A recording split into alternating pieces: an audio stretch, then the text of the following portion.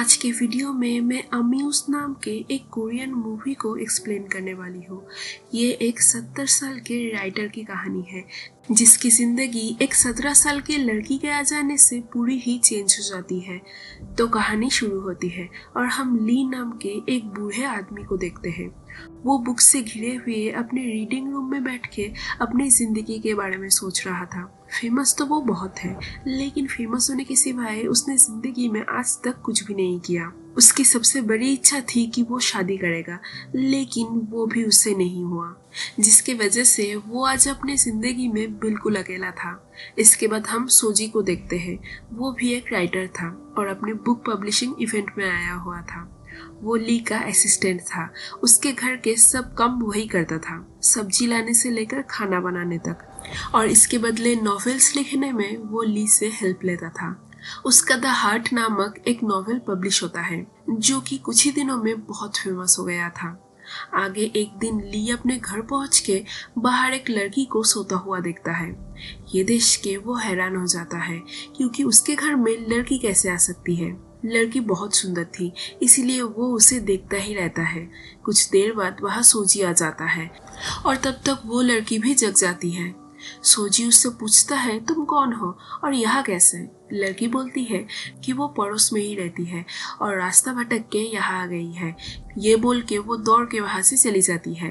रात में डिनर के टाइम सोजी ली को बताता है कि उसका रिसेंट नॉवेल बहुत फेमस हुआ है, इसीलिए कंपनी से उसका बुलावा आया है, इसीलिए वो कुछ दिन यहाँ नहीं आ सकता। ये सुन के ली नाराज हो जाते हैं क्योंकि उनको खुद से कुछ भी करना नहीं आता था। सोजी इस प्रॉब्लम का भी समाधान कर चुका था। वो बोलता है, आज वो लड़की आई थी ना, उसका नाम योंगू है। वो पार्ट टाइम जॉब ढूंढ रही थी, इसीलिए मैंने उसको यहाँ पर काम पे रख लिया है। ये सुन के ली के खुशी का ठिकाना ही नहीं रहता और ऐसा उसके साथ क्यों हो रहा है ये उसे खुद भी नहीं पता था। अगले दिन से योंगू काम पे आने लगती है और हफ्ते में एक ही दिन उसे काम पे आना था। पहले पहले तो योंगू जब काम पे आती थी तब ली ऐसे दिखाता था कि जैसे उसके आने से उसे कुछ फर्क ही नहीं पड़ता, लेकिन वो चुप चुप के उसे देखता रहता था। कुछ दिन बाद से ली उससे दोस्ती करने के लिए उसके काम में हेल्प करने लगता है और 17 साल के मासूम योंगू को समझ नहीं आता कि क्यों ली उस पर इतना मेहरबान हो रहा है। ऐसे बहुत दिन गुजर जाते हैं और धीरे धीरे उन दोनों में दोस्ती होने लगती है। एक दिन योंगू रूम साफ करते करते कुछ बुक्स नीचे गिरा देती है। ये देख के भी ली उसे कुछ नहीं बोलता। उसकी जगह आज अगर कोई और होता तो ली उसे बहुत कुछ सुनाता, लेकिन योंगू को वो कभी भी कुछ नहीं बोल पाता। यहाँ तक कि इसके बाद वो अपने रूम को साफ करने में उसे हेल्प भी करता है। योंगू को भी अब ली के साथ रहना अच्छा लगने लगा था। स्कूल जाके भी वो ली के बारे में और उसके घर के बारे में ही सोचती रहती है। एक दिन रात में योंगू का उसके माँ के साथ झगड़ा हो जाता है, जिसके बाद वो देर रात ली के घर में आ जाती है। इतने रात में उसे देख के ली तो पहले चौंक ही जाता है। बाहर बहुत बारिश हो रही थी, इसलिए योंगू भीग गई थी, तो ली उसे टॉवल देता है और आज रात वहाँ ही रहने बोलता है। सुबह उठते ही ली देखता है कि योंगू उसके बिस्तर पर ही सो रही है। ये देख के तो पहले वो चौंक जाता है। इसके बाद उसकी नजर योंगू के टैटू पर पड़ता है, जो देख के वो उसे देखता ही रहता है। कुछ देर बाद उसे गाड़ी की आवाज सुनाई देती है। सोजी लौट आया था, इसलिए वो जल्दी जल्दी वहां से चला जाता है क्योंकि वो नहीं चाहता था कि सोजी उसे ऐसी हालत में देखे। सोजी घर में घुसते ही वहाँ योंगू को देखता है, जो कि तब ली के कपड़े पहने हुई थी। उसे देख के वो सोचता रहता है कि वो पूरी रात यहाँ पर क्या कर रही थी। योंगू सबके लिए ब्रेकफास्ट बनाती है। ब्रेकफास्ट में सैंडविच था, जिसको देख के सोजी उसे बताता है कि ली को ब्रेड पसंद नहीं है। फिर भी योंगू उसकी बात नहीं सुनती और ली को वही ब्रेड देती है और ली उसे खा भी लेता है। सोजी पहली बार के लिए ली को कुछ ऐसे काम करते हुए देख रहा था जो कि ली को पसंद ही नहीं है। ये देख के उसे धीरे धीरे समझ आ रहा था कि शायद ली योंगू के लिए खुद को चेंज कर रहा है, जो कि उसे बिल्कुल भी पसंद नहीं आता। इसके बाद वो तीनों ट्रेकिंग करने जाते हैं। रास्ते में सोजी योंगू को बोलता है कि वो ली से कहे के उसे जॉब से निकाल देगा। ये सुन के योंगू बोलती है, तुम्हें प्रॉब्लम कहाँ हो रही है, और अब तो ली ने मुझे हफ्ते में 2 दिन आने बोला है। ये सुन के सोजी हैरान हो जाता है और गुस्से में योंगू से झगड़ा करने लगता है। इसी दौरान सोजी गलती से योंगू का आईना नीचे फेंक देता है। ये देख के योंगू चीख चीख के रोने लगती है। वो आईना उसे बहुत प्यारी थी क्योंकि उसकी माँ ने उसे वो गिफ्ट दिया था। उसे रोते देख के ली खुद के जान की परवाह ना करते हुए नीचे चट्टान पर जाके वहां से वो आईना ले आता है। ये देख के योंगू खुशी से ली को हक कर लेती है। ये देख के तो सोजी और भी गुस्सा हो जाता है। एक दिन योंगू ली के घर में आके उसे अपना प्रॉमिस पूरा करने बोलती है। ली ने बोला था कि वो योंगू से उसके ही जैसे टैटू बनाना चाहता है। ली पहले तो ये करने से मना कर देता है, लेकिन फिर योंगू के जिद करने पर वो मान जाता है।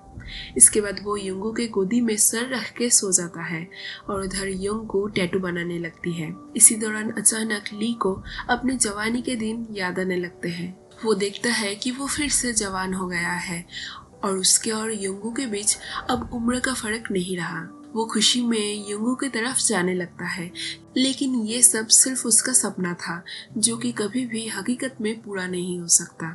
इसीलिए वो खुद के इन सब फीलिंग्स को धीरे धीरे लिख के उसे नोवेल की शक्ल देने लगता है और उस नोवेल का नाम रखता है योंगू।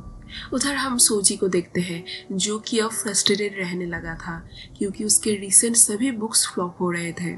इसके बाद एक दिन वो योंगू को उसके लिए मेडिसिन लाने बोलता है। योंगू मेडिसिन लेके जाने के बाद वो उसे समझाने लगता है कि वो जो भी कुछ कर रही है वो सब कुछ ठीक नहीं है।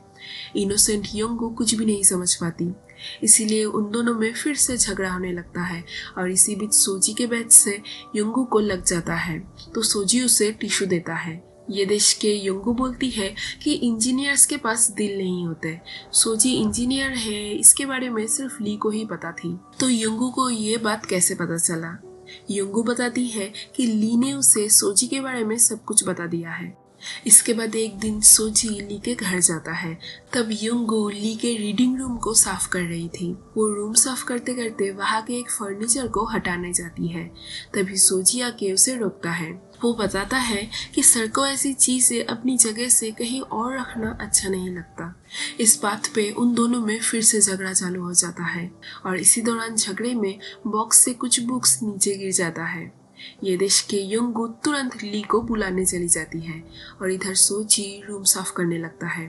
तभी वो उस नॉवेल के पन्नों को देखता है जो कि ली ने लिखा था। उसको देख के उसे ली के फीलिंग्स के बारे में सब कुछ पता चल जाता है।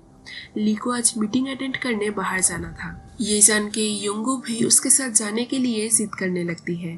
तभी पास से सोजी बोलता है, तुम वहाँ जाके क्या करोगी, वहाँ बहुत बड़े लोग होंगे और तुम अपनी औकात भूल गई हो क्या। सोजी का ऐसे योंगू को इंसल्ट करना ली को अच्छा नहीं लगता। ली योंगू को बोलता है कि वो मीटिंग जल्दी खत्म करके उसे पिक कर लेगा और फिर उसके बाद वो दोनों घूमने चलेंगे। ये सुन के योंगू बहुत खुश हो जाती है। ली मीटिंग अटेंड करता है। आज उसका यहाँ बिल्कुल भी मन नहीं लग रहा था। उसके मन में सिर्फ यही चल रहा था कि कब वो योंगू के साथ घूमने जाए। ली जल्दी जल्दी करके मीटिंग खत्म करता है।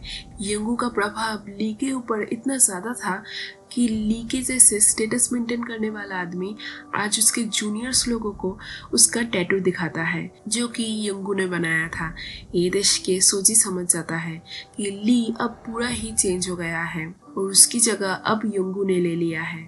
ली मीटिंग खत्म करके योंगू को स्कूल से पिक करता है और इसके बाद वो दोनों घूमने जाते हैं और बहुत मजे करते हैं। उधर सोजी का समस्या खत्म होने का नाम ही नहीं ले रहा था। उसने कंपनी से जिस नोवेल को लिखने के लिए पैसे लिए थे वो अभी तक कंप्लीट नहीं हुआ था। इसी फ्रस्ट्रेशन में वो अपनी जिंदगी का सबसे बड़ा भूल कर देता है। वो ली के घर में जाके उसके एब्सेंस में उसके घर से योंगू बुक को चुरा के उसे अपने नाम पर पब्लिश कर देता है और वो बुक कुछ ही दिनों में बहुत फेमस हो जाती है। कुछ दिनों बाद ली को अपने पहचान वालों से सोजी का पब्लिश किया हुआ योंगू बुक के बारे में पता चलता है। ये सुन के ली के पैरों तले जमीन खिसक जाती है। वो तुरंत लाइब्रेरी जाके उस बुक को पढ़ने लगता है। उस बुक के हर एक शब्द ली के लिखे हुए थे। ये देख के उसे बहुत बुरा लगता है क्योंकि जिस आदमी पर उसने इतना भरोसा किया था आज उसने ही विश्वासघात किया था। कुछ दिनों बाद सोजी ली से मिलने आता है। तब टेबल पर उस बुक को देख के सोजी सब कुछ समझ जाता है। वो ली को बोलता है, आप तो कभी भी इस बुक को पब्लिश नहीं करने वाले थे, इसीलिए मैंने ही पब्लिश कर दिया। ये सुन के ली को बहुत गुस्सा आता है।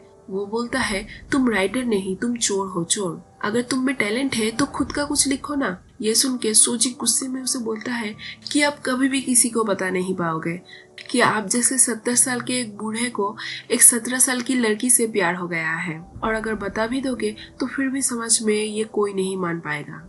ये सुन के ली गुस्से में उसका गला पकड़ के उसे मारने लगता है। तभी वहाँ योंगू आ जाती है। उसने पहली बार ली को इतने वायलेंट देखा था। उसे ऐसे देख के वो डर के वहां से भाग जाती है, और इसके बाद से ली भी अपने आप को घर में बंद कर लेता है, क्योंकि उसे भी ये पता चल चुका था कि उसके इस लव स्टोरी का कभी भी हैप्पी एंडिंग नहीं हो सकता। योंगू रात में ली के घर में आती है, लेकिन इस बार ली योंगू के बहुत पुकारने के बाद भी दरवाजा नहीं खोलता।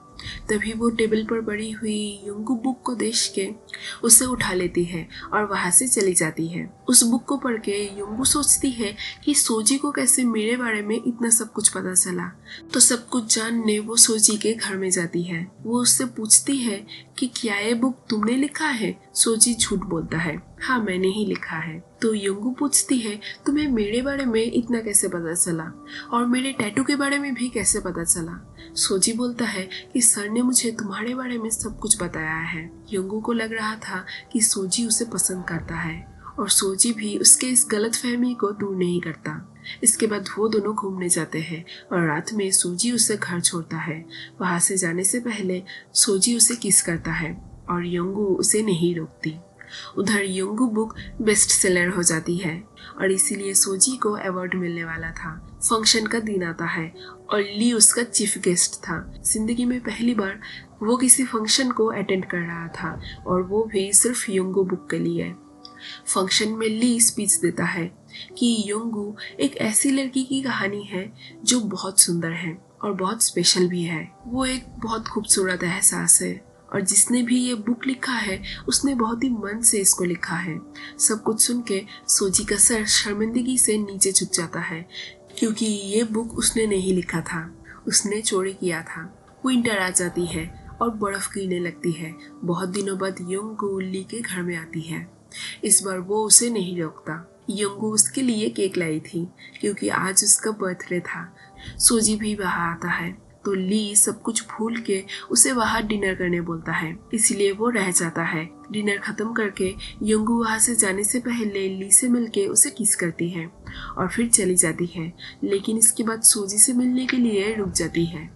रात में ली को रीडिंग रूम से आवाज सुनाई देती है, जो सुन के वो बाहर जाता है और देखता है कि योंगू के जूते अभी भी वहाँ ही है। ये देख के वो धीरे धीरे रीडिंग रूम की तरफ जाता है, जहाँ वो सोजी और योंगू को इंटीमेट होते हुए देखता है। ये देख के वो बिल्कुल ही टूट जाता है और सोजी के ऊपर गुस्से में उसके गाड़ी के स्टीयरिंग के व्हील्स को लूज कर देता है।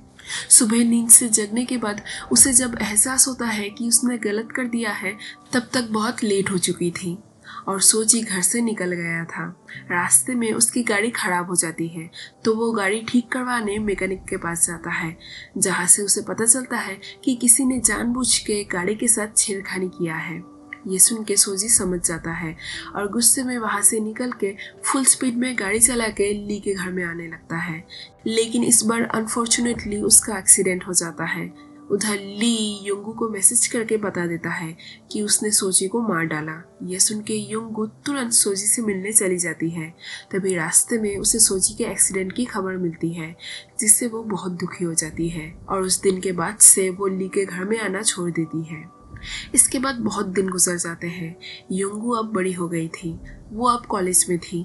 एक दिन लाइब्रेरी में बुक्स ढूंढते हुए उसे योंगू बुक मिलती है, जिसको पढ़ के उसे कुछ याद आता है और वो तुरंत ली के घर में जाती है। ली का घर अब पूरा ही चेंज हो गया था। वहाँ पर हर जगह सिर्फ अल्कोहल्स की बॉटल्स और मेडिसिन बिखरे हुए थे और ली रीडिंग रूम के एक कोने में सोया हुआ था। योंगू उसके पास जाके बोलने लगती है, बहुत दिनों बाद फिर से उस बुक को पढ़ के मुझे एहसास हुआ कि एक इंजीनियर कभी भी इतनी सुंदर नॉवेल नहीं लिख सकता। सिर्फ आप ही ऐसे हो जो कि हम दोनों के बीच बिताए हुए पलों को इतने अच्छे से बयां कर सकते हो।